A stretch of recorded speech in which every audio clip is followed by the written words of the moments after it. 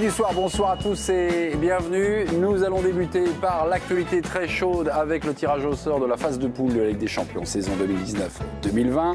Dans le groupe A, Paris retrouvera le Real, Bruges et le Galatasaray. Lyon réside dans le groupe G, Zénith, Benfica et Leipzig. Enfin, Lille est dans le groupe H, Chelsea, Ajax et Valence. Le sondage du soir, combien de clubs français rallieront les huitièmes de finale, sortiront des poules?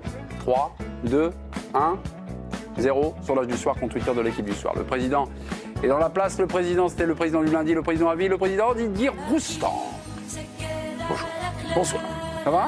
Ouais, je trouve que les tirages sont plutôt intéressants, mais je ne veux pas explorer cette émission. D'accord, mais il y a déjà un climat que vous installez. Oui. Rappelons que vous avez la possibilité, mon cher Didier, de mettre un carton cette saison par émission, dans la P1 et dans la P2, de demander un carton sans en avoir un. C'est un carton jaune. Quand la prison sera prête, on passera directement, on changera de couleur. Le rouge, il est en rose, c'est le Dr Love. Bonsoir, Dr Bernard Nion. Comment ça va? Très bien. Je suis très heureux de débuter une 11e saison en votre compagnie. C'est la 12. C'est la 12e déjà? C'est la 12, oui, mais quand on aime, on ne compte pas. Oui, tu le sais bien. On compte mal. Bon, Bernard, ravi évidemment de vous retrouver. Face à vous, il a la banane, c'est le rire de l'équipe du soir, Olivier Rouillet. Bonsoir. Salut. Vous êtes bronzé, vous, hein? Un petit peu. À Nancy qu'on bronze comme ça? À moitié, à moitié. À moitié. Il est un peu dans les îles. Oh, dans les... le poète. Il est là, notre superstar, il danse avec les stars. C'est Yohan Ryu. Bonjour. Oui, bonsoir. Et Yohan, je vous ai eu hier, je vous ai eu aujourd'hui, donc les cours de danse et tout ça, vous... À partir de lundi. À lundi? Ah ouais. 6 heures par jour pendant 3 semaines. Vous avez un peu maigri, un peu décollé? 15 kilos. 15 kilos. Aïe, aïe, aïe. En forme olympique. Oui, bah oui. Ça se voit pas. Bernard, pas ce petit jeu-là quand même. Attention Bernard. Le biker est dans la place. Philippe Sanfourche, bonsoir. Bonsoir les amis. Oh, oui, regardez. Ça va Philippe? Il fait penser à Satanas. Satanas et Diabolo, les fous du volant. Ouais. Référence d'un dessin animé dans les années 70. Voilà, on a perdu tous nos jeunes. Question, pourquoi vous lui parlez? Je ne suis pas au courant, mais pourquoi? Ah, mais il fait Danse avec les stars. Oh yes. Oh, yes. C'est le nouveau David Ginola. Ah, je ne savais pas. Mais avec qui il va le faire? Oui, avec qui? Ah, je ne sais pas. Je ne sais pas. Je vous assure que je ne suis pas au J'ai courant. vu des noms circuler, il va falloir. Je ne sais pas, je ne sais pas. Mais je pense que je le saurai lundi. Ouais. Ok. Mais je vous dirai rien. Ah oui, dans votre contrat, vous n'avez pas le droit de capter. Le contrat, il est ciselé. Ah oui, d'accord. J'ai ouï dire que Pamela Anderson était libre. D'accord. Je dis ça, je dis rien. Mes petits, on va attaquer le tirage au sort de la phase de groupe de Ligue des Champions. Ça vient de se terminer à Monaco.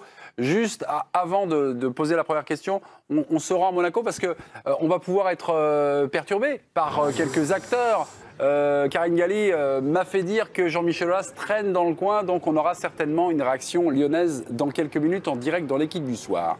On va passer par ordre alphabétique, le groupe A où réside le PSG.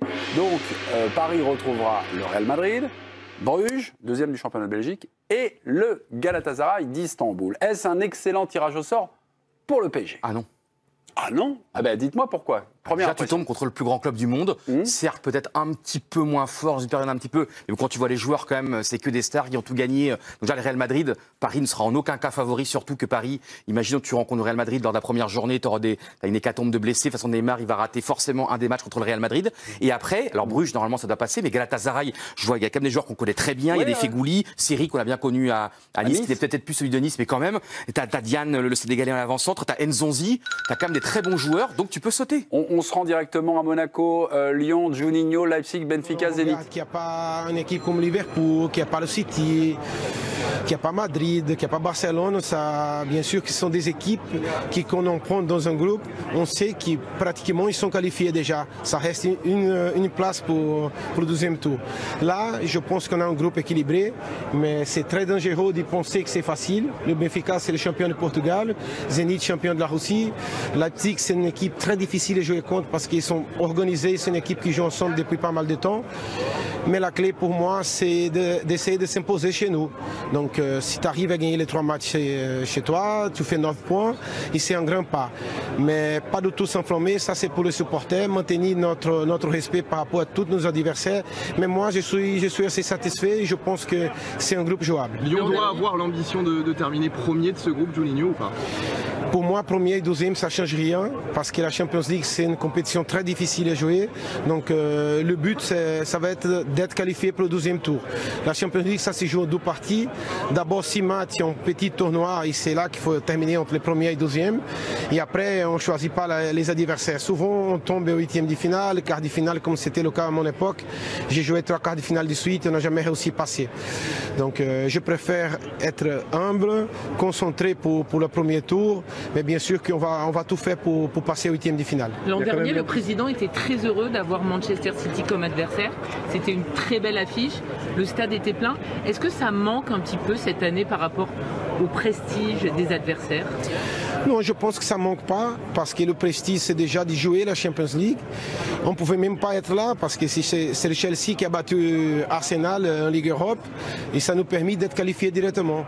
Peut-être si on jouait une qualification avec l'état de forme qu'on était présenté, on pouvait être même pas là aujourd'hui. Donc pour moi, ça ne change rien. Je suis très très content d'être qualifié directement, de ne pas passer la phase de qualificatoire avant. Donc il faut maintenant attendre pour savoir quel premier match on va faire, c'est à maison, c'est à stéréo. Mais c'est très dangereux de penser qu'il existe à la Champions League un groupe facile. De la même façon qu'on pense comme ça, le Benfica il va penser de la même façon, le Zénith aussi, Leipzig aussi. Donc c'est maintenir la calme, mais jouer la Champions League c'est déjà un privilège et c'est déjà un prestige. Il y a forcément l'ambition de faire un peu C'était mieux. Juninho en direct de l'équipe du soir, plutôt en direct de Monaco. Rappelons que Lyon réside dans le groupe G, Zénith, Benfica et Leipzig. Dans quelques minutes, la question, Lyon se doit-il de passer retour à nos moutons? Et c'est un excellent tirage au sort pour Paris, Paris habite dans le groupe A, Real, Bruges et Galatasaray.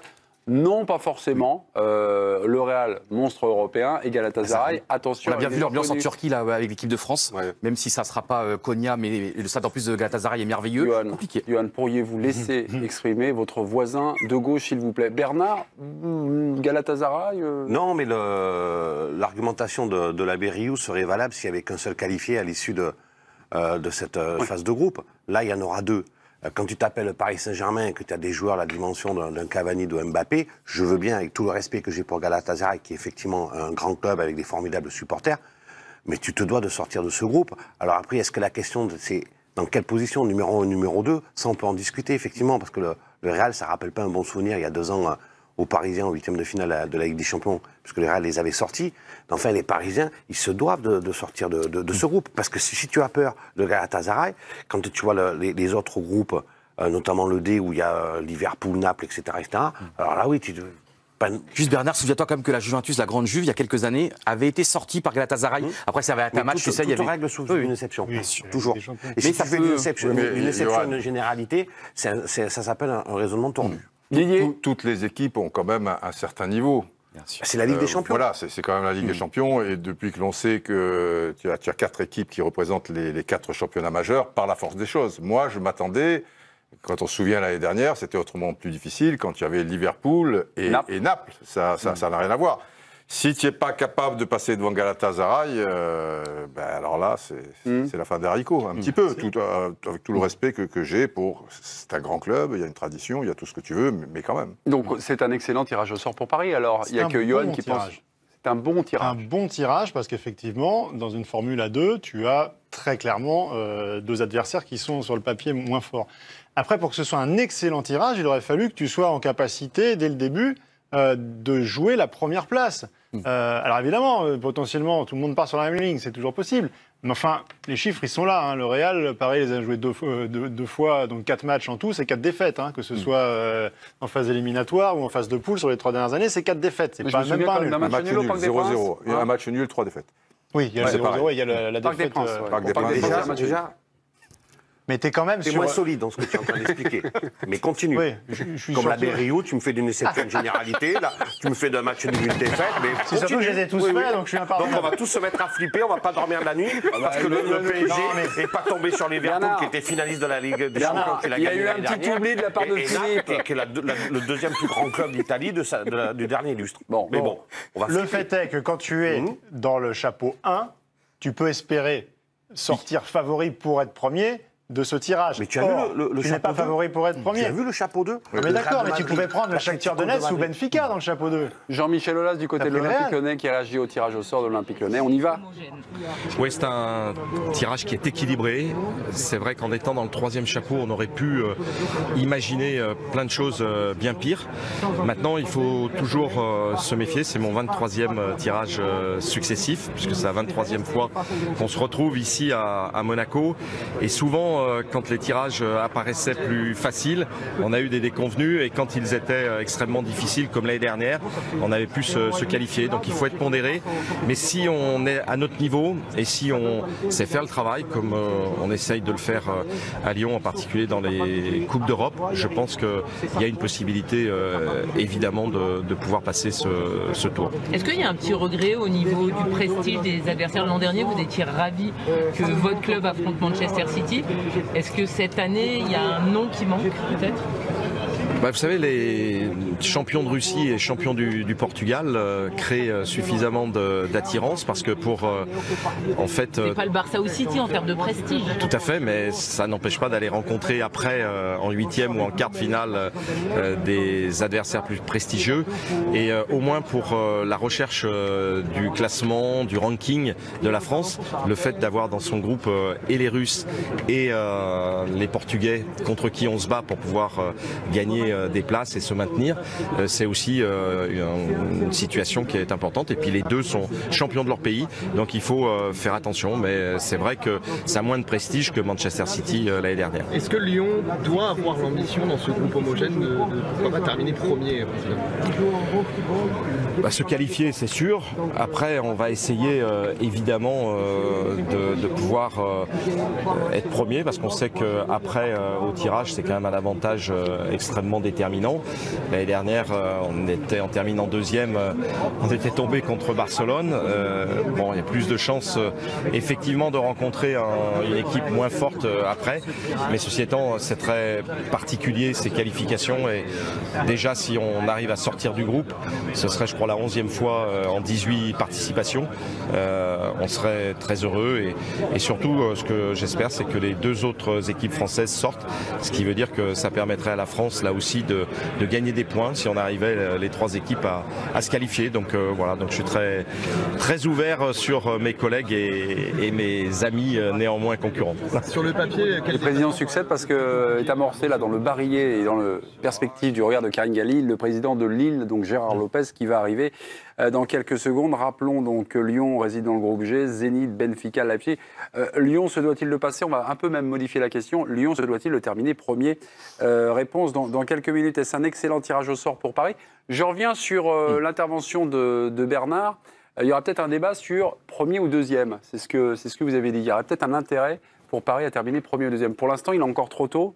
L'essentiel, c'est de terminer dans les deux premiers, vu la Il faut passer déjà, il faut passer, bien sûr. Sortir. Oui, mais sortir, c'est... L'histoire a montré que parfois, le deuxième, il avait un meilleur tirage que le premier, maintenant. Donc, tu vois... On reçoit au retour. Puis avec lorsqu'on Paris, termine premier. Ouais, mais tu peux aller gagner 2-0 à l'extérieur, et puis c'est pas on a pour ça vu que tu beaucoup passes d'équipes après. aussi plutôt récemment On avait 4-0 chez toi, l'aller aussi. qui recevaient au retour, et c'était Ouais. plus compliqué. Donc ça se tient à tellement peu de choses que déjà tu passes l'hiver au chaud, après on discute. Olivier? Oui, non, Oui, mais je moi. vais même pas- je vais même pas non, mais je donner vous la écoute, parole. et puis moi, je Et me alors dis toujours le problème, c'est qu'avec Paris, on n'est jamais à l'abri de bonnes ou de mauvaises surprises. Généralement, ça arrive comme en huitième. Ah ou oui, en non, quart. mais j'espère Enfin, simplement que le club a évolué. J'espère simplement qu'avec de nouveau le retour de Leonardo, les choses sont un peu plus carrées, même si on voit qu'avec Neymar, c'est quand même assez compliqué. Je vous dis, j'espère simplement que ce club a grandi. Je trouve, moi, personnellement, que le tirage au sort est vraiment bien pour Paris, même avec le Real, parce que le Real, il y a X blessés. Je ne sais pas dans quel état ils seront dans un mois. Donc j'avoue que franchement, c'est un excellent tirage. Premier ou deuxième, pour moi, ça n'a pas d'importance dans l'instant T. J'estime et j'espère plutôt que le Paris Saint-Germain a vraiment appris de ces dernières années en Ligue des Champions. Chose première, chose due, on va retrouver Enfin. Gérard Lopez, le président de Lille, Valence, Ajax, Chelsea, groupe On a H. quand même le vainqueur de l'UEFA l'année passée. On a l'Ajax qui a fait quand même une belle Champions League et puis Valence qui était finaliste il n'y a pas tellement longtemps. Ce qui m'arrange plutôt pour le LOS, c'est le fait que les déplacements ne sont pas hyper lointains. Donc géographiquement, c'est bien. Ça permet de peser un tout petit peu moins sur l'équipe, physiquement, etc., en termes de récupération. Après, pour le reste, voilà, moi j'aime bien le fait, quand j'ai vu qu'on avait le plus petit coefficient, j'aime bien ce rôle, on va dire un peu de underdog, je sais pas comment dire ça. Et non, voilà, c'est un beau groupe. Moi, c'est un groupe qui me convient tout à fait. C'est jouable quand on voit le prestige des adversaires? Ce qui est jouable, c'est qu'on essaye de faire ce qu'on sait faire, de jouer comme on sait jouer, et après on verra. Moi, ce qui m'a rendu content, c'est qu'il y a 2 gros clubs que je connais bien qui m'ont dit, écoute, sur le chapeau 4, l'équipe à éviter, c'est le LOSC. Alors qu'on est tout petit en termes de points. Donc c'est pas jouable, on verra. Ce qui est jouable, c'est que si on arrive à déployer le jeu qu'on sait déployer et la culture qu'on développe maintenant depuis un moment, c'est clair qu'on pose problème à pas mal d'équipes. Après on verra, il n'y a pas d'objectif qui a été fixé. Mais honnêtement, président, ça aurait pu être un tirage quand même beaucoup plus compliqué que ça. On a le sentiment que Chelsea, qui a eu une interdiction de recrutement, va vivre une saison un peu compliquée. Valence a des problèmes aussi au niveau de la direction. Je sens qu'il y a un rôle peut-être d'insider à jouer. Ouais, après il y avait peut-être un groupe plus facile aussi. Et je pense à personne, il le sait, Jean-Michel. Mais non, c'est un bon groupe. Chelsea, oui, voilà, ils sont pas dans la même situation qu'ils étaient il y a 3 ou 4 ans. Mais ça reste quand même une grosse écurie anglaise avec les moyens qu'ils ont. Valence, c'est une équipe qui joue tout le temps quand même le haut du tableau dans la Liga. Ajax, on sait ce qu'ils ont fait l'année passée. Bon, ils ont perdu pour l'instant 2 joueurs clés, mais ça reste une belle équipe. Donc, ouais, il y avait, oui, vous pouvez tirer le Real, un truc comme ça. Il y a un coup à jouer. Mais en tout cas, il y a quelque chose à faire en termes de. Et c'est comme l'année passée en Ligue 1 et comme cette année. Moi, je suis hyper focalisé sur la façon autant que les résultats. Parce que je sais que si la façon y est, en théorie, les résultats doivent venir.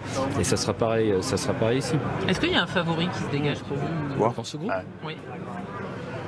Allez mes amis, c'était Gérard Lopez, groupe H pour Lille, Valence, Ajax et Chelsea. Lille qui sort de son groupe S, mission impossible.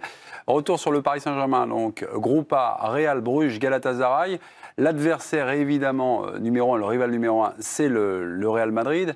Alors le Real Madrid, il faut les jouer quand? Sachant que Neymar, s'il reste, sera suspendu 3 matchs. Sachant que pour le premier match, c'est râpé, Mbappé et Cavani seront pas forcément que pour le premier match. 17 et 18 septembre. Real, c'est râpé si Neymar reste. C'est râpé pour le Real. Ouais. Le premier match, en tout cas, c'est râpé. Ouais. Oui, non, mais ça, c'est... Mais il faut les affronter quand? Parce que là, Même si Neymar signe au Real, dans les jours du mercato. Ah bah là, oui, non. À la limite, il vaut mieux les jouer tout de suite et à l'extérieur.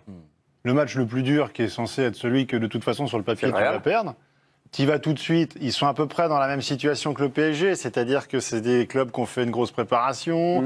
On voit que tout le monde est impacté par les blessures dans les gros clubs en ce début de rencontre. Je me souviens l'an passé, Paris avait entamé à Liverpool. Et on avait vu, même si au final Liverpool l'avait emporté, on avait vu un match un petit peu déséquilibré selon les périodes, où il y a eu des phases où Paris a maîtrisé, des phases où Liverpool... On sentait bien que c'était deux... Ils n'avaient pas beaucoup maîtrisé Paris quand même. Non, mais ils avaient eu des occasions quand même assez franches, où on sentait que c'était un Liverpool de début de saison. C'est-à-dire que dans ces conditions, tu as toujours des grosses équipes qui sont pas du tout prêtes. Non, mais moi je suis d'accord avec toi, parce que tu peux avoir qu'une bonne surprise. Voilà. Si tu perds, c'est le premier match, c'est à Madrid. Il ne faut surtout pas, à mon avis, que le premier match contre Madrid soit au Parc. Parce que pour le coup... Et s'il est à l'extérieur, tu peux avoir une bonne surprise, puisqu'ils ne seront pas prêts non plus, même tactiquement. Enfin, je veux dire, hasard, tu vois, il faut qu'ils s'insèrent, etc. Didier, donc si Paris, éventuellement, rencontre au Real lors de la première journée, Paris retrouverait le Real journée 5, avec toutes ses stars, en espérant... pour les supporters parisiens, enfin peut-être pas les supporters parisiens, que Neymar reste. Oui, mais juste un petit truc. Philippe, moi je me rappelle quand même le premier match l'an passé à Anfield. Moi, je trouve que même finalement, Paris avait pris la marée. Hein, quand même, il y a eu des moments. C'était quasiment miraculeux. Tu sais, le 2-2 là.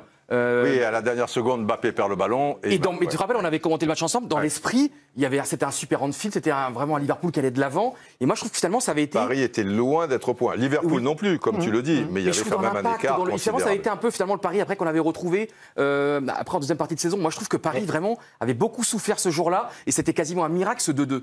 Et donc, je trouve que. Premier match, on parle d'un Liverpool qui était déjà finaliste de la précédente édition et l'avenir, la suite nous a montré que c'était une équipe qui était capable d'aller encore plus loin. Donc de toute façon, là tu as un Real qui est en reconstruction entre guillemets. Tu n'auras pas les certitudes que Liverpool pouvait avoir au bout d'une demi-heure une fois que tu es dans le rythme Ligue des Champions et que tu retrouves tes Et puis tu sais pas ce que l'an 2 de Zidane au Real va donner parce qu'il était parti avec une feuille de route qu'il avait lui-même dessinée, et notamment avec Pogba pour ses équilibres d'équipe. Il avait une vraie réflexion de technicien pour savoir sur quoi il voulait repartir. Et on s'aperçoit, on va attendre la fin du mercato bien entendu, mais on s'aperçoit qu'il ne va pas repartir dans son an 2 avec l'équipe qu'il voulait. C'est-à-dire sa phase de reconstruction, aujourd'hui on n'a aucune garantie, et Zidane le sait bien, de ce que va donner ce Real-là. C'est un Real qui est complètement nouveau. Donc, dire que le Real va surclasser mécaniquement le Paris Saint-Germain, non. J'en suis pas sûr du tout. Mais c'est quand même des joueurs merveilleux. Hein. Là, j'ai vu encore la compo le week-end dernier. Non, mais au PSG, ils n'ont pas des joueurs de DH non plus. Oui, mais on parle du Paris Saint-Germain. Le Real, c'est des joueurs qui ont gagné, qui savent gagner, qui ont toujours gagné. Moi, je te parle, là, je joue encore là le week-end dernier, c'était comme Isco, Kroos, Casemiro, Rames Rodriguez, Bale, Benzema, Carvajal, Varane, Ramos, Marcelo. D'accord. Non, mais on parle du Real.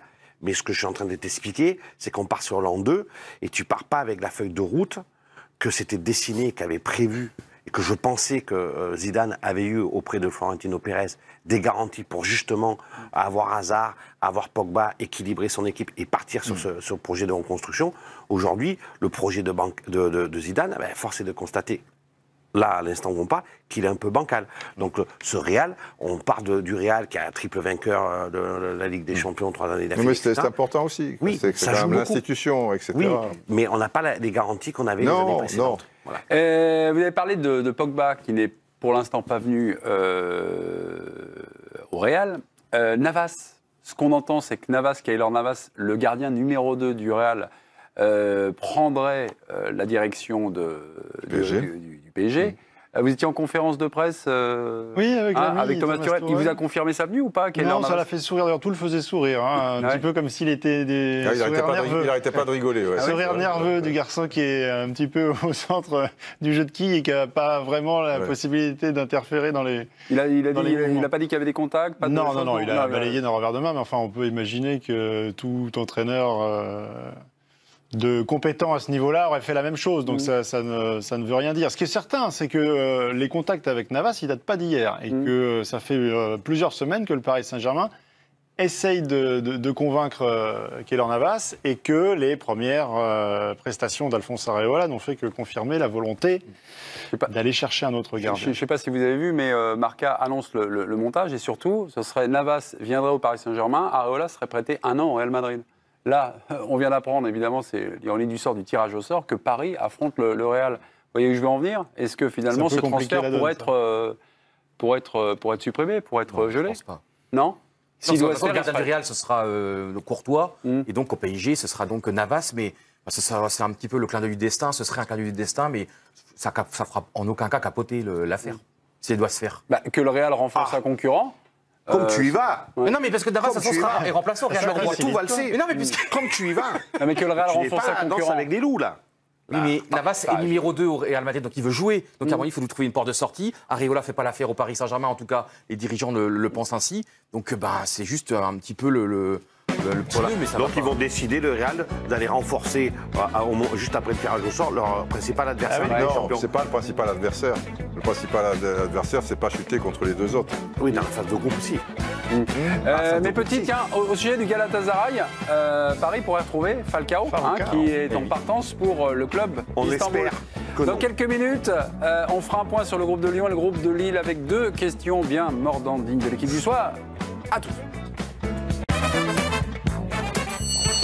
Le tirage au sort de la première phase de Ligue des Champions donc s'est déroulé il y a 1 heure du côté de Monaco. Dans le groupe A, Paris, Real, Bruges, Galatasaray. Dans le groupe G, Lyon affrontera Leipzig, Benfica et le Zénith. Enfin, dans le groupe H, c'est là où le petit poucet lillois réside. Chelsea, Ajax et Valence. On est ensemble jusqu'à 21 h en compagnie de Bernard Lyons, Yoann Rioux, Olivier Rouillet, Philippe Sansfourche et le président Philippe Sansfourche. Un petit détour du côté le président. C'est un honneur. Le président. Oh là, lâchez. Dis carton jaune à Mémé, là. Le président. Je donne un carton jaune au présentateur. Ok, très bien. Je ne connais pas son prénom d'ailleurs. Ah oui, c'est vrai. Comment il s'appelle? C'est vrai. Yoann Rioux, le carton jaune. Vous n'avez pas le droit de le demander. Philippe Sansfourche. Voilà, c'est Philippe Sansfourche. C'est l'émission de Philippe Sansfourche. Désolé. Pas incongru en même temps. Lyon, groupe G, donc Zénith, Benfica et Leipzig. Lyon, se doit-il de terminer premier? Mais non. Bah non, pourquoi tu veux qu'il... L'important, c'est de passer. Mais là, c'est une poule à le moelle-nœud. Pour moi, c'est une des pires poules parce que c'est tellement homogène. Si tu te fais sortir, t'es frustré, t'as pas de gros match, le public est frustré, t'as pas de grosses affiches, t'as pas un club mythique et tu peux sortir là, tu peux finir 3e. Moi, je trouve que c'est la poule entre guillemets. Et je suis désolé, la poule à la con. Voilà, comme tu disais Didier tout à l'heure, moi je préfère la poule de Lille où c'est excitant. Tu rencontres, tu vas à Stamford Bridge, tu vas à l'Ajax, tu vas à l'Amsterdam, tu as des affiches mythiques, tu rencontres des grands clubs et même si tu te fais sortir 3e, tu as vécu les émotions. Mais là, Lyon. Et ce qui est bien, c'est que tu as une affiche mythique du Benfica contre Arsenal. C'est vrai que le Zénith Saint-Pétersbourg, c'est un stade de banlieue. Non, mais là, je pense que... non, mais tu t'as passé des mauvaises vacances, c'est pas possible. J'ai passé des merveilleuses vacances. Ou alors, si tu veux danser, on va te faire danser, tu vois, ça va être vite fait. Yoann, Olivier Rouillet, je vous le passe, il a 2 mots à vous dire. Non, mais là, attendez, parce que là, il a vraiment l'air de prendre les autres pour des Marcel Jambon, quoi, pour des mecs qui savent pas jouer au ballon. Mais Lyon a leur niveau, Lyon a le niveau de cette autre équipe. Mais t'es la Ligue des Champions. Que tu joues contre n'importe qui, c'est la Ligue des Champions. Et je pense que j'ai bien aimé quand même que ça soit Juninho et Aulas, parce qu'ils sont restés calmes, ils sont restés pondérés. C'est vrai que ça donne l'impression d'eux, mais pas du tout. Parce que ces 3 équipes qui vont avoir en face d'eux, ils auront la même interprétation. Exactement. Et ils diront. Donc ça va être des matchs qui seront certainement plus compliqués. C'est ce que je dis, c'est compliqué, mais c'est pas sexy, c'est pas vendeur, c'est pas rêveur. Moi, je rejoins Bernard. Quand tu vas à Lisbonne et que tu vas dans ce stade qui est absolument extraordinaire, mais tu rigoles ou quoi? Et quand tu vas avoir 15 000 Portugais qui vont être présents à Lyon, si ce n'est plus, tu vas voir si ça va pas être intéressant. Mais non, bien au contraire, c'est génial. Je pense pas.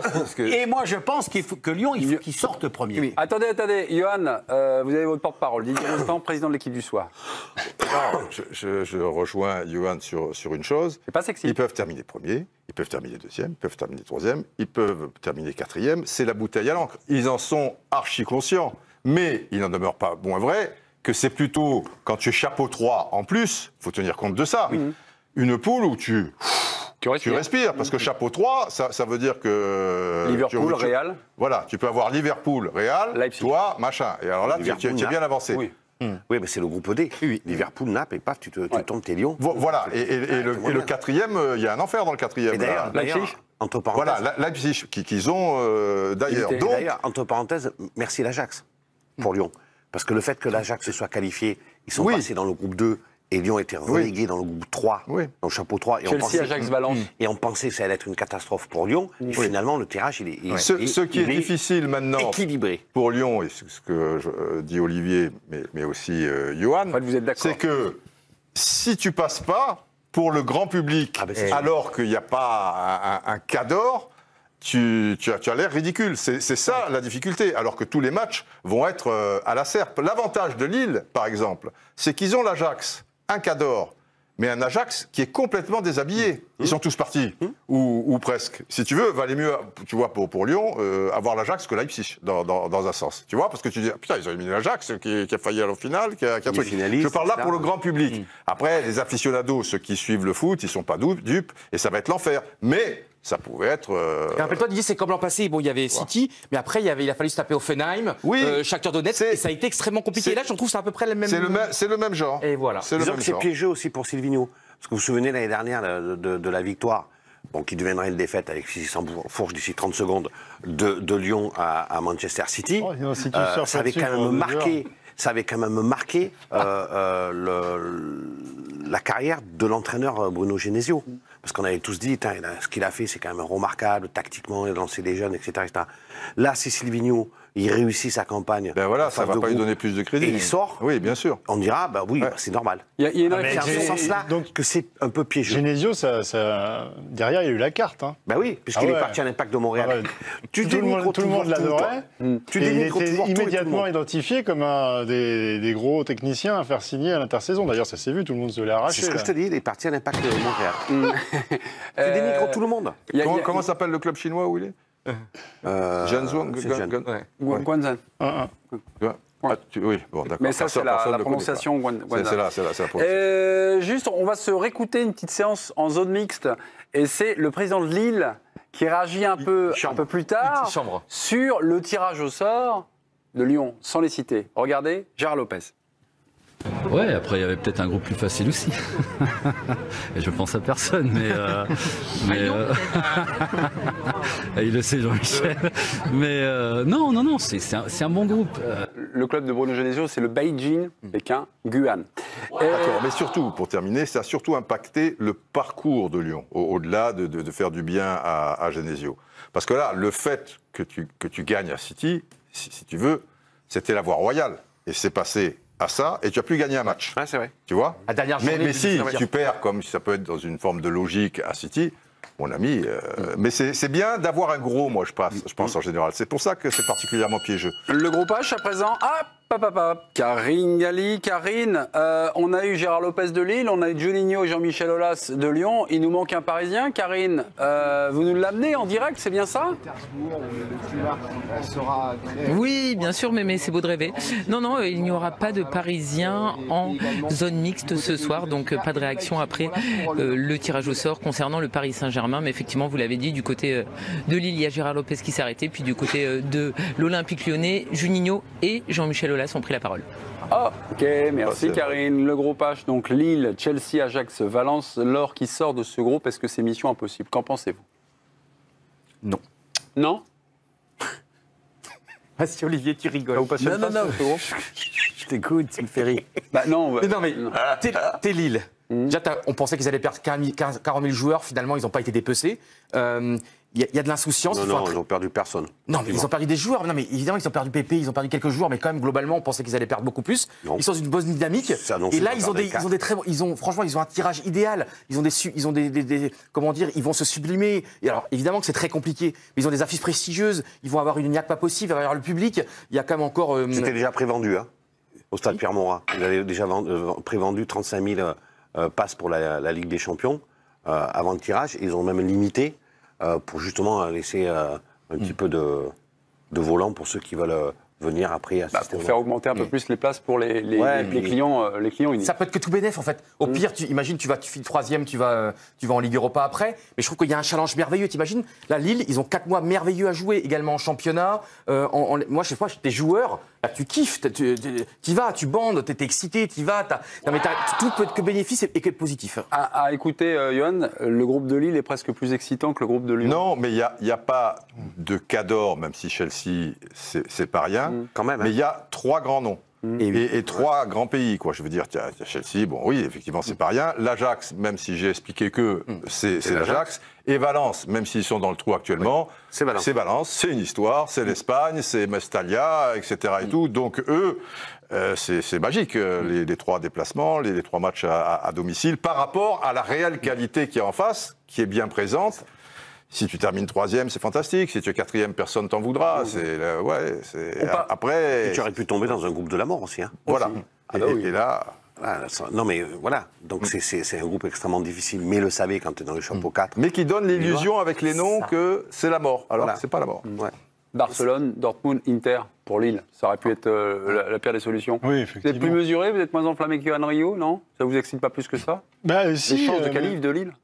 Je trouve que le fait qu'il soit dans le chapeau 4 nous rend ce Lille tout petit. En plus, c'était le plus petit coefficient. Oui, le petit pousset. Après, on parle quand même du club qui s'est qualifié directement Pour la Ligue des Champions, on est en deuxième on ne peut pas tenir le discours de dire que la Ligue 1 est aujourd'hui en train de devenir un championnat intéressant, attractif, les investisseurs, les trucs. Qui dit ça? C'est toi qui dis ça? Il y a 2 jours, on a fait une émission là-dessus, j'ai pris une banane sur un débat où j'ai expliqué que la L1 était attractive uniquement pour les investisseurs parce qu'il y avait les droits télé qui étaient en hausse et que du coup un investisseur il veut juste sécuriser ses actifs. Et il achète un club, et qu'on nous fait croire que tous les anglo-saxons d'un seul coup ont vu la Vierge en voyant qu'à Nice, à Monaco, bientôt à Montpellier ou je sais pas où, il y avait moyen de faire des épopées européennes. D'accord. Donc tu dis quelque chose, mais tu le penses pas. C'est parce que ça a été dit, mais voilà. tu le penses pas. Ok, mes petits. T'as rien compris. On va t'expliquer, il y a la pub. Non, mais la pub, c'est fait pour t'expliquer les trucs. Si la Ligue la Berriou, t'as le VK la Ligue Europa, demi-finaliste de la Ligue des Champions et Valence, c'est un groupe facile, alors que Lyon, il a un groupe extrêmement compliqué. On a la pub pour Bien sûr. Dernière ligne droite de cette première partie de l'équipe du soir en compagnie du président Didier Roustan. Didier Roustan est bien le président ce soir. Johan Rioux dans le Ville-Peuple ainsi que Bernard Lyons, Olivier Rouillet et Philippe Sansfourche. Neymar bloqué. Paris refuse l'offre du Barça. Information l'équipe. Paris refuse donc cette offre. L'offre était la suivante, plus de 130 millions d'euros. Rakitic, transfert sec. Dembélé, prêté 1 an. Alors que Sky Italia, par le journaliste italien Gianluca Di Marzio, annonce que Neymar au Barça c'est fait. Démenti aussi sec du Paris Saint-Germain sur RMC. La fin du mercato, je vous le rappelle, c'est lundi à minuit. La vente de Neymar est-elle en train de capoter? Pas forcément. Pas forcément. Pas forcément. Tu sais, démenti. Bon, c'est quelqu'un quand même qui est bien informé, hein, ce journaliste. Gianluca Di Marzio, c'est quasiment le meilleur en Europe. T'as quand même oublié d'ajouter que dans ce qu'il a mis sur son tweet, notre confrère italien, c'était avec l'accord de Dembélé. Oui, mais après, il semblerait que, enfin, ça bouge toutes les 3 secondes cette histoire, que maintenant, c'est plus l'histoire Dembélé, mais c'est vrai qu'il le précise, mais par rapport à son tweet, après, les gens, ils lisent pas, si tu veux, mais ils s'arrêtent sur le tweet. Mais c'est pour ça que je précise. Oui, tu as bien raison. Il a dit c'est fait, si Dembélé accepte. Donc, comme tu fais raisonnement à contrario, parce que Dembélé acceptera pas de venir à Paris, donc ça se fait pas. Non, mais ça dépend quand même, parce qu'il est allé loin. Même s'il met Dembélé en suspens, il est quand même assez loin et c'est quelqu'un de très bien informé. Dans ces moments-là, si tu te souviens, il y a seulement 2 ans, Neymar, à un moment, le Barça a aussi démenti, alors que ça se faisait. Comme quand tu renouvelles ta confiance à ton entraîneur. Voilà, et que tu es président de club. un petit peu, c'est une bonne comparaison. Donc je pense qu'il faut être extrêmement vigilant avec ce genre de transfert, de toute manière. Jusqu'au, même si ça peut paraître fou, au 2 septembre à 23h50, tu es d'accord avec moi? Bien sûr. Il faut, voilà, pas trop s'avancer, on va tous croiser les doigts et espérer que ce transfert capote pour la Ligue 1. Et que Neymar reste une année de plus en Ligue 1. Hugo Delon de l'équipe indiquait en début de journée que le Barça préparait donc une 3e offre. Quelle est cette 3e offre? Intégrer un autre joueur avec Rakitic, puisque Dembélé est sorti de ce transfert. Ce 2e, 3e homme, c'est l'ancien Toulousain Jean-Claire Todibo, valorisé à 10 millions d'euros. Donc ça donne plus de 130 millions. Rakitic plus Todibo. Le problème, c'est que Todibo, lui aussi, veut pas venir du côté de Paris. Mais personne ne veut venir à Paris, mais c'est très joli, Paris. Oui, c'est très joli. Au Barça, non, mais c'est après, il faut être clair, quand tu vois les résultats ces dernières années, quand tu es au Barça, est-ce que tu as envie de venir au pays? Non, mais il y a quelque chose qui me dérange là-dedans, si tu veux, c'est qu'ils font leur truc et ils ne demandent pas l'avis de leurs joueurs. Alors c'est vrai que les joueurs parfois sont insupportables, ils sont sous contrat, ils te font un bras de fer où tu es obligé de céder quand même assez souvent, mais là, tu vois, à la limite, on a l'impression qu'on va mettre un revolver sur la tempe de Dembélé pour qu'il parte, tu vois, où il y a des moyens de pression qu'on connaît. Et ça, c'est insupportable, je trouve. Si, je te donne un exemple, vraiment, Messi, Suarez veulent Neymar et font des pieds et des mains, comme on l'entend, où on le dit partout, soit. Et que c'est Dembélé qui fait capoter le truc, quand tu es dans les vestiaires après, c'est pas facile quand même. Et c'est pas normal. Le gars, il est sous contrat. Tu peux lui poser la question gentiment. Tu voudrais pas. Alors en plus, c'était un prêt. Tu vois, tu parles d'un trafic. Tu voudrais pas machin. Et encore, la personne doit être au courant. Tu vois, juste le président voit Dembélé, voit son agent. Enfin, je trouve. respect, ça devrait se passer comme ça. Écoute, il se trouve qu'ils font une fixation sur toi, tu vois, il y a beaucoup de concurrence, peut-être tu vas là-bas, 1 an, après tu reviens plus fort, tu mets les formes, tu fais ce que tu veux, tu l'embrouilles, machin quoi, mais comme ça. Et lui, après, il fait son choix. Et si ce choix ne te correspond pas, tu l'envoies pas en pâture, si tu veux, même auprès des supporters. Enfin, ça me... Bernard, ça ne va pas, quoi, C'est un discours angélique que tu nous tiens, parce que la mais réalité... je suis un ange. Ma mère dit toujours, mon fils est un ange. Et c'est vrai, en plus, elle dit ça. Alors après, je suis un ange. Replie tes ailes, sinon on verra plus m'aimer. Oui. Mais la réalité, c'est que c'est vieux comme le marché des transferts. C'est qu'il y a un paquet de joueurs qui partent dans des clubs, ils ne savent même pas dans quel club ils vont signer. On a bien vu, je me souviens à l'époque, c'était qui? C'était Frédéric. Mais là, on ne parle pas de n'importe quoi. Oui, on ne parle pas de... Non, je suis pas d'accord avec toi. Quand tu parles de Rakitic et que tu lui expliques, et que tu lui expliques... Ah bon, alors parce que toi, tu estimes qu'un joueur lambda, on peut le traiter comme de la viande, non, du tout. Un grand joueur comme Ousmane Dembélé, on ne peut pas le traiter comme la viande. Je te laisse la responsabilité de tes propos. Mais moi, je considère que n'importe quel transfert, à la base, c'est un être humain. Je les accepte. Mais ça ne passe pas comme ça, le marché des transferts. Juste une confidence, le grand souhait professionnel de Bernard, il aurait aimé être avocat à la cour. C'est pour ça qu'il vous accuse. Vous voulez nous dire quoi, mon cher Olivier Rouillet? Non, mais moi je suis du même avis que Didier. Je trouve ça quand même assez bizarre. J'ai du mal à comprendre tous ces espèces d'arrangements entre amis. Je comprends pas. Tu vois, c'est un peu, je te file un baril d'Ariel, tu me files 2 barils de bonus, mais il y a le cadeau bonus. Bon, alors ok, d'accord. En revanche, ce qui m'interpelle quand même dans tout ça, si c'est vrai, parce qu'en fait, nous, on fait en tout cas moi, que de lire et d'entendre. Je ne sais pas si, comme vous l'avez dit, Todibo, il veut pas revenir. Pourquoi il veut pas venir à Paris? Ça, j'aimerais bien le savoir. Dembélé, si éventuellement il est dans la transaction, pourquoi ne veut-il pas venir à Paris? Parce qu'il veut s'imposer au Barça. C'est ça qui m'inquiète.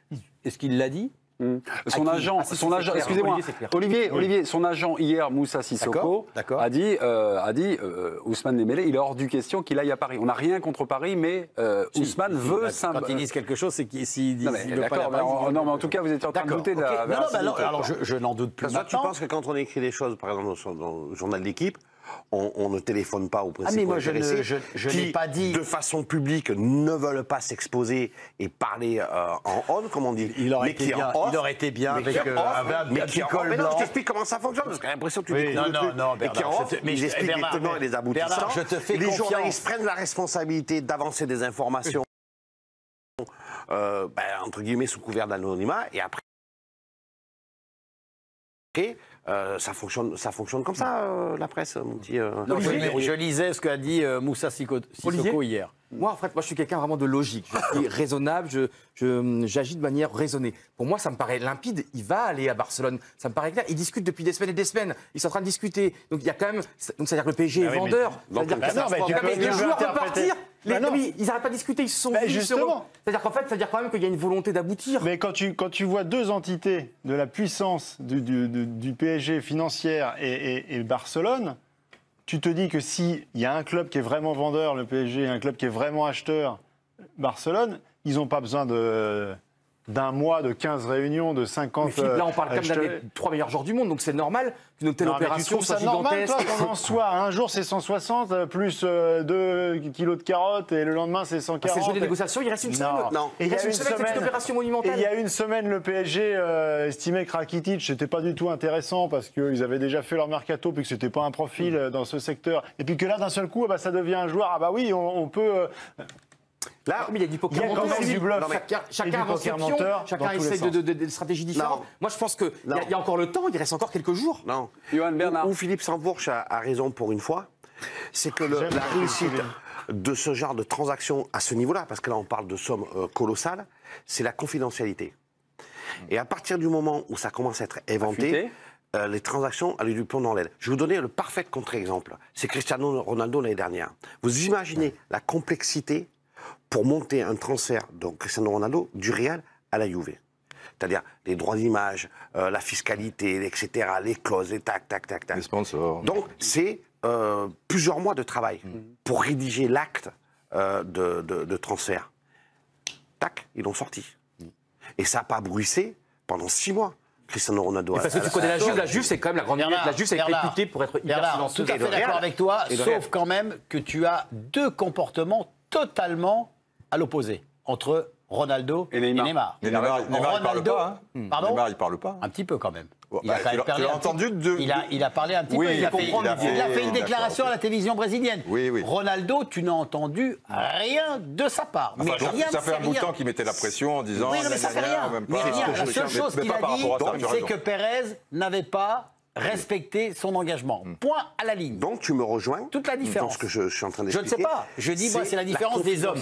C'est la confidentialité. Bah, ça, c'est clair. Si tu veux réussir une opération... Mais on est bien d'accord. De toute manière, ce n'est pas sorcier. Il y a deux possibilités. Enfin, il y en a même une autre. Est-ce que le Barça le veut vraiment? Ça, c'est la vraie le question. Qatar, vraiment, a décidé d'ouvrir la porte et fait le nécessaire pour qu'il parte, auquel cas il partira. Ils trouveront un moment un accord. Ou... contrairement à ce qu'ils disent, il laisse l'illusion pour laisser croire qu'il laisse la porte, etc. Mais il a été décidé qu'il ne partira pas. Et il ne partira pas. Tu peux toujours continuer à dire non, et dire non, là, et faire ça. Hein, c'est facile. Donc, on va savoir. On va savoir peut-être demain, on va savoir peut-être très tard, ou on le saura au plus tard, si rien ne se passe. Ce que je ne comprends pas dans ton ouais. explication, c'est qu'admettons que le Qatar ait décidé de ne pas le laisser partir, effectivement. Mais pourquoi attendre? Pourquoi tu as discuté? Parce que c'est pas un problème. Non, mais parce que si tu veux, c'est pas un problème d'argent. Le Qatar n'a pas besoin d'argent. Non, mais pour eux, si tu veux, si ils décident de le garder, ça veut dire donc qu'ils le gardent, mais après il faut le gérer. Tu veux gérer quelqu'un que tu gardes, mais qui voulait partir, d'accord? Tu me suis toujours? Oui, je te suis. Donc, il faut donner l'illusion, si tu veux... d'ouvrir la porte. D'ouvrir la porte. Tu vois, on est là, on fait ce qu'on peut, on se fait truc, mais on ne peut pas non plus te brader les trucs. Et le gars, il dit, bon, vous avez fait ce que vous pouvez, il ronchonnera quand même pour... Didier, parce que c'est comme ça. Et si on va de l'autre côté, du côté du FC Barcelone, maintenant, ça peut être la même chose pour Barcelone avec Messi. Tu vois, Lionel, on a tout essayé. Un coup, on donne Semedo, un coup, les mecs, ils disent toujours non. Et l'autre, il dit, bah, au moins, vous avez essayé. Moi, il y a quelque chose... C'est vraiment très... il y a beaucoup d'hypothèses. Il y a quelque chose quand même qui te chiffonne. Il y a quelque chose qui te chiffonne. 130 millions d'euros. Oui. Bah, alors que c'était parti à 300... non, c'est pas beaucoup. Non, mais en termes d'image, c'est quand même importante avec le Qatar, dans cet investissement. Il y a l'image qui est capitale. Tu vas perdre ton joueur phare qui va retourner dans le club où tu l'avais arraché, pour une somme inférieure. Ça va se produire en toute fin de mercato. Tu n'as pas un équivalent que tu peux présenter comme un joueur qui te permette de pouvoir dire, voilà, on perd Neymar, mais on a tel... Donc, je ne vois pas dans quelle mesure ça peut être gagnant pour le Paris Saint-Germain. Pour moi, il y a un seul cas de figure, c'est si en interne, on ne croit plus en Neymar, par exemple pour des raisons médicales. Ou on en a marre de Neymar pour X raisons. Mais sinon, je ne vois pas l'intérêt de le laisser partir. Je ne le vois pas. Je ne vois pas à quel endroit, à quel moment. Tu sais que Mbappé, tu ne vas pas pouvoir le garder 5 ans. Tu sais que tu as encore une saison où tu vas pouvoir associer deux immenses joueurs avec un effectif au global qui te permet d'avoir des ambitions. Il ne faut pas avoir la mémoire trop courte non plus. Avant qu'il se blesse, le PSG... avait quand même légitimement démontré des aptitudes à pouvoir, pas forcément la gagner, mais faire quelque chose d'intéressant dans cette Ligue des Champions. Donc, je ne vois pas, sauf sur le plan médical, s'il y a un doute, la raison pour laquelle tu te sépares. On sait très bien quand même que dans l'histoire, 95% des joueurs aussi célèbres, aussi majestueux, veulent partir. Ils ont gain de cause. 95% du temps, t'imagines, t'as Neymar qui te Oui, mais tu as les 5%. Comment? Tu as les 5%. Mais en plus, il te le montre tous les jours, depuis des semaines, avec son père, avec son entourage. Tu comprends? Là, pour moi, le divorce, il est acté. C'est-à-dire que la preuve, ils n'arrêtent pas de discuter, le PSG et le Barcelone. Pourquoi, quand tu as discuté encore une semaine avant, il y a bien à un moment donné le PSG... Comment? Je viens de te l'expliquer. Ouais, mais il y a un moment donné, il y a... Que c'est une hypothèse. Le pourquoi. Et que pour moi, Paris Saint-Germain, tout simplement, attend plus d'argent et que Barcelone, vraiment, il y a un moment donné, faut quand même mettre de l'argent. Oui, mais le divorce est acté, c'est une chose, mais les papiers ne sont pas signés. Et quand tu vois les enjeux financiers colossaux et effectivement aussi en termes d'image, eh ben, à un moment, tu peux te résigner, parce que ça arrive dans tous les couples, tu verras quand tu seras grand, de devoir cohabiter. Il y a du vécu là. Mes petits, Paris, en tout début de... J'ai laissé mes... Non, non. C'est vrai, t'as pu un rond. Paris a fixé la barre en tout début de mercato à 300 millions d'euros comme enchère de départ. Hein, vous vous souvenez, c'est une information du Parisien, il ne partira pas. Donc à partir de 300, on commence à s'asseoir à table et on discute. Le prince Al Thani, souverain du Qatar et propriétaire du Paris Saint-Germain, donc ne veut pas vendre le Brésilien. Ça, c'est une information, une indiscrétion du Monde le week-end dernier. Nasser Al Khelaifi, dans France Football en juin, un contrat, ça se respecte. On n'a pas forcé Neymar à signer. Est-ce que c'est des informations, des indiscrétions et des déclarations qui vous font dire que Neymar va rester ?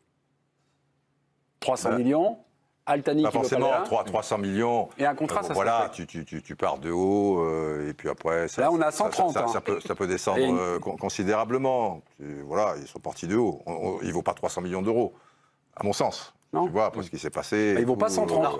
Il ne vaut pas 130, mais tu as Todibo. Todibo. Oui. Et Rakitic. Maintenant, on peut...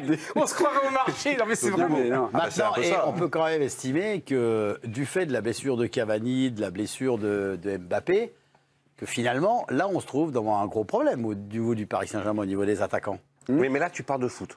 Si je m'excuse de te couper. Je reviens au football. Oui, mais parce que c'est ça le prix qui est primordial à l'heure actuelle. Je pense que pas pour le Qatar. Non, moi, peut-être. Alors, parce que je voulais dire autre chose. Le fait d'avoir attendu que Neymar se mette en place, est-ce qu'il n'a pas perdu de temps physiquement pour être dans le coup, pour rayonner de nouveau dans le jeu du Paris Saint-Germain? Moi, je suis comme toi. Je serais heureux qu'il reste dans la Ligue 1. Parce qu'il nous éclaire les matchs, parce qu'il nous fait vibrer, parce que c'est un excellent joueur. Après, bon, ça dit. Tout le monde serait heureux, mais tout le monde le massacre quand mais on le massacre. Oui, mais c'est pas normal. Ça prouve bien qu'on n'est pas un grand pays. C'est pas grave. Te réjouir, c'est pas grave. Mais il nous donne te réjouir du départ de Neymar du championnat de France, c'est quand même incroyable. Je pense que Neymar, on l'aime tous. Simplement, je sais pas. Simplement, il nous donne quelquefois le bâton pour se faire battre. Non, on l'aime pas tous. Il y a des gens qui le détestent. Au Parc des Princes, il n'est pas très populaire actuellement. Actuellement. Non, ça peut changer, ça. Mais Olive, on l'aime tous, Neymar. C'est quand même un joueur exceptionnel. On l'aime tous, pas forcément. Je veux dire, non, mais il y a des tas de gens, aficionados de football, qui regardent des trucs, et ils n'en peuvent plus de Neymar. Alors c'est vrai qu'il, des fois, donne un peu le bâton, mais ça va chercher loin aussi. Parce qu'il est du côté de l'équipe qui domine largement. Enfin, tu vois, tu aurais le même gars, Neymar, il serait à l'OM, tu vois. Il n'aurait peut-être pas le même comportement. Non, mais il serait peut-être meilleur que ce qu'on puisse imaginer. Mais il serait aimé. Il serait aimé parce que c'est un club. Je voudrais juste élargir le débat. Et c'est vrai que tu le centres sur l'aspect sportif. Et tu as raison sur l'aspect sportif. Mais à mon sens, quand même, Neymar, il y a une dimension politique au sens noble du terme. Oui, j'entends bien. Et diplomatique. Oui, je suis d'accord. Parce que pour l'image du Qatar, qui est quand même un État, et qui a basé notamment sa diplomatie moderne sur le sport, en général, le Paris Saint-Germain en particulier, ça serait quand même en termes d'image quelque chose de terrible de perdre Neymar. Parce que là, on ne parle pas de Neymar, un football extraordinaire, on parle d'une marque.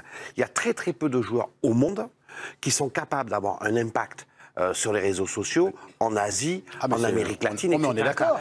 Et que n'a pas encore aujourd'hui Mbappé. Mbappé est en train de se la construire. Mais il n'y a que 3 joueurs au monde. Il y a Neymar, Messi et Ronaldo dans le désordre. Et pour perdre un joyau aussi important, j'insiste là-dessus, mais sur la dimension politique et diplomatique pour un pays comme le Qatar, ça serait extrêmement compliqué. Un tweet d'un téléspectateur de l'équipe du soir qui a des souvenirs et qui est renseigné sur l'actualité, parce qu'aujourd'hui, Neymar s'est entraîné à la veille du déplacement du Paris Saint-Germain à Metz pour le début de la 4e journée. Il avait le sourire, ce qui n'est pas forcément le cas lorsqu'il y avait un bras de fer avec le FC Barcelone. On va regarder comme si de rien n'était. Vous voyez Neymar. On m'a promis un sourire, donc j'espère que le montage vous l'avez fait sourire, parce que là pour l'instant il marche, il n'y a pas forcément. C'est-à-dire de dos, ça va être difficile. Ouais, de dos, voilà. C'est-à-dire que lui donner des images qui datent d'il y a 2 ans, quand on le voit de dos en plein hiver. Là on n'est pas en plein hiver. Ils ont habillé un peu la chichi, on voit les flocons. Bref. Bon, en régie, vous avez un petit peu... non, en tout cas, Neymar... Il a Choupo-Moting pour pouvoir récupérer son poste. Ah ouais, et marquer un doublé. Neymar n'est pas dans le groupe demain. Confirmation de Thomas Tuchel aujourd'hui en conférence de presse. Ah bah oui, ça continue. Ce ne sera pas plus clair, il ne sera pas dans le groupe. Donc, ça peut être un signe aussi. Ouais, ça veut dire qu'ils essaient de... Ça continue. Ouais, ça veut dire la saga continue. Ouais, ça veut dire qu'ils essaient de le vendre. Qu'ils essaient ou qu'ils donnent l'illusion d'essayer, mais en tout cas que ça va continuer. Toi, tu sens les choses. Pourtant, il va rester ou il va partir? En général, tu sens les trucs. Didier, Didier, il ne dira pas. Parce que Didier, il est malin. Il est président, comme ça, machin. Je vous l'avais dit. Moi, je commence à le connaître, mon président. Il pense que Neymar va rester. Il pense que Paris fait tout pour Voilà, se donner l'illusion qu'il va le Pas faire. forcément, c'est une hypothèse. Non, mais c'est une qui hypothèse, prend mais du c'est votre poids. hypothèse. C'est pas- une vous pouvez hypothèse vous tromper, personnellement mais tout le monde, que j'avais pas il y a 3 semaines, un mois, mais plus on avance, plus ça prend les plus PC. elle grossit, mais elle peut exploser. Il faudra faire preuve en plein vol. d'humilité, quelle que soit l'issue. Oui, parce que, exactement. Non, mais il y a tout le des monde gens- le dit, hein. Tous les chroniqueurs ici le disent. Ils ont juste un sentiment, ils donnent Il y leur a opinion, à partir. énormément de journalistes oui, bien sûr. Moi, j'ai dans des l'espérance. rédactions confirmées qui travaillent J'ai pas un beaucoup sentiment. et très bien. Et il y a objectivement beaucoup de sources, d'éléments qui sont très contradictoires. Et Et oui, qui te c'est ça. permettent de pouvoir affirmer que ça va se dérouler d'un sens comme dans J'ai eu l'autre. Donc, encore faudra hier de l'humilité. au téléphone quelqu'un de très bien Informé. informé, mais très très bien informé. Et lui, qu'est-ce qu'il disait Et alors lui, il me dit, parce que j'ai eu en fin de journée, Ouais. donc il y avait encore le nom du PSG, tu Ouais, vois. ouais. Bah, j'ai dit, dis donc, ça se goupille mal cette histoire. Il me dit, non, je crois qu'il va partir. J'ai dit, ah bon. Après, il me donne des trucs et tout. C'est quelqu'un de très bien informé. Donc, voilà. Ok. Tu peux pas dire, ah bon, alors peut-être qu'il se trompera, parce que des fois, tu vois, tu as des gens très bien informés, tout truc. Si demain, il part pas, faudra pas, par rapport à Di Marzio, si tu veux, dire, oh, mais il est bien là. Lui, il avait tous les éléments qui concordaient, etc. Et passer là, il va bien, Bielsa? Et après, Bielsa, quel rapport? Ah, c'est pas lui que tu as eu hier au téléphone? Non, c'est pas. Élise fait un formidable début de saison. Oui, comme un Et Bielsa, je crois qu'il s'en fout un peu du transfert de Neymar. Ok, mes petits, on va passer à l'information express. Voici quelques infos. Il n'y a pas le Umtiti, alors il n'y avait pas un sujet Umtiti. On devait avoir un sujet Umtiti. Oui, on était fait, mais on t'a fait parce qu'on est en retard, on avait des aides. Merci. Information express. J'ai quelques informations à vous donner. En vrai, je vous poserai à chaque fois la même question. Est-ce que c'est une info importante ou secondaire? On y va. Marie-Ève Gaillet, championne du monde de judo aujourd'hui à Tokyo. Victoire par Rippon en finale des moins de 70 kilos. Alors, info importante, secondaire. On y va, mes petits. Importante. Importante? Formidable. C'est son 4e titre de champion du monde? Mais non, Loulou, c'était Hier, la ça. Béléno, Ah, c'est la c'était 4e. hier. Elles sont premier. Ah ben c'est encore pire. Hein? C'est pas important. Mais qui va c'est oser très, dire très que c'est important. secondaire? Il faudrait quand même être c'est assez insultant de dire que c'est secondaire. C'était beau. C'est beau? Je l'ai vu. On regarde les images? C'était beau. On regarde les images commentées par Frédéric Le Canu, c'était aux beau. alentours de C'était beau. 14h. On y va. Marie-Ève Gaillet qui va continuer absolument parfaitement son schéma avec... Et attention, mouvement d'épaule de Barbara Timo, ça va être ça l'enjeu. Barbara Timo va vouloir descendre sous le stand de gravité de Marie-Ève. Le passage au sol, on va suivre ça avec intérêt parce que Marie-Ève Gaillet va revenir sur la tête. Ah ouais, Elle est championne du monde. championne du monde, Marie-Ève Gaillet sur Juji Gatame. J'ai brisé man incroyable, C'est elle est dingue. énorme au sol, c'est énorme ce qu'elle vient de faire la Française. L'équipe de France est en fusion puisque autre médaille pour l'équipe de France, Margot Pinot en moins de 70 kg dans la catégorie donc qu'a remporté Gaillet. Bronze chez les hommes avec Alex Clerget, donc ça fait la 4e médaille pour l'équipe de France dans ces mondiaux. Je mettais encore les pinceaux, mais j'étais pas très loin.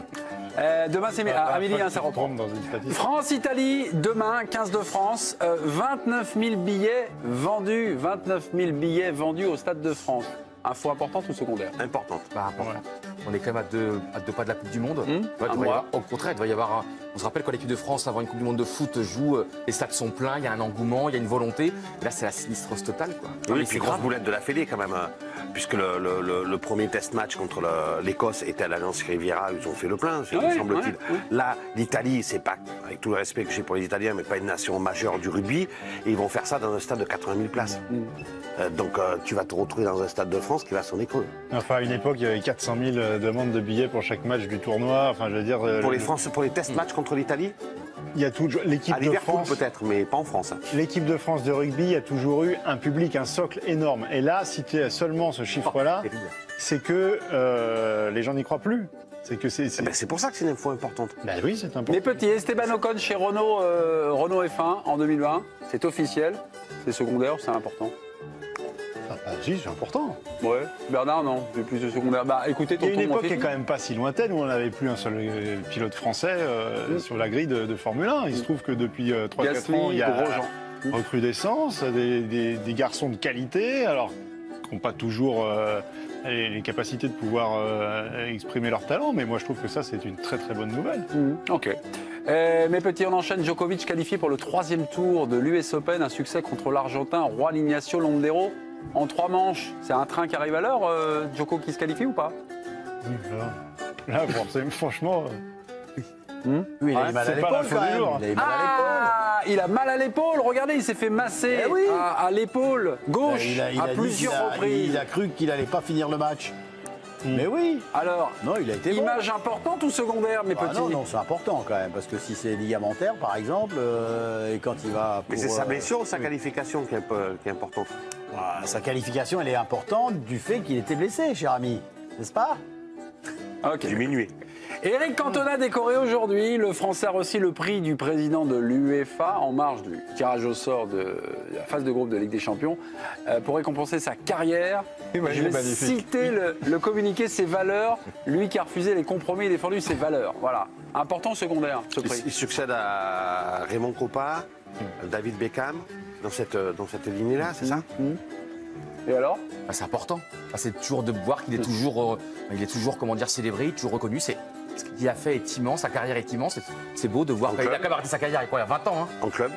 Oui, mais ce qu'il a fait à Manchester, Didier pourra le raconter quand même en Angleterre, c'est exceptionnel. De sa carrière à Manchester. Je précise, de sa carrière en club. Bien sûr. Prix du président de l'UEFA pour le Bad Boys. Ben, c'est pas important en soi, mais c'est assez symbolique parce que justement tu récompenses quelqu'un qui n'a pas fait beaucoup de compromis, qui était précisément un bad boy, mais c'est dans le bon sens du terme, qui a créé un syndicat mondial, donc qui était, tu vois, pas trop ami avec. Pardon? C'était très bien géré. Et donc, partant de là, c'est pas mal de la part de l'UEFA de rendre hommage à quelqu'un qui n'a pas le profil, quoi, si tu veux. Tu vois, voilà. Après, c'est pas important en soi. Après, s'il est vraiment anti-système, il n'y va pas, quoi, tu vois. Non, c'est pas une question de... On avait un petit mot sur Julien Alaphilippe qui a fait son retour aujourd'hui à la compétition, donc au Tour d'Allemagne. Il ne s'est pas imposé évidemment, mais c'est une compétition importante. Dans un mois, jour pour jour, débute le mondial, c'est son objectif de fin de saison. 15h10 pour le Tour d'Allemagne, deuxième étape. Mes petits, on va se quitter avec un quiz dans la première partie. En 2013, Falcao quitte l'Athletic. C'est un quiz Falcao, en partance pour Galatasaray. En 2013, Falcao quitte l'Atlético Madrid pour Monaco. Quel était le montant de son transfert? 15 millions d'euros. 15 millions à ma gauche. 45. 45 à ma droite. C'est beaucoup plus, oui.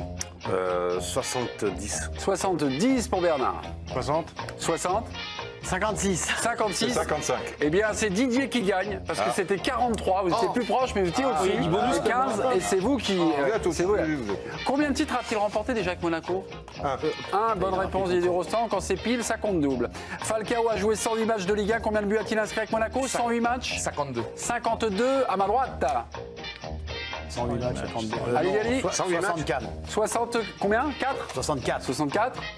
60. 60. 65. 65. 51. 65, c'est un tout pile. Philippe Sansfourche, vous marquez 2 points, on vous embrasse et on vous dit à ce soir pour la P2 avec peut-être la qualification de Strasbourg. Combien d'années? Strasbourg. Ouais, mais là, ils sont menés à 0. Menés à 0. Ah, il perd à 0. 65. Contre son camp, pareil, comme à l'aller. Mitrovic contre son camp. Pas mal, hein? Ça commence pour.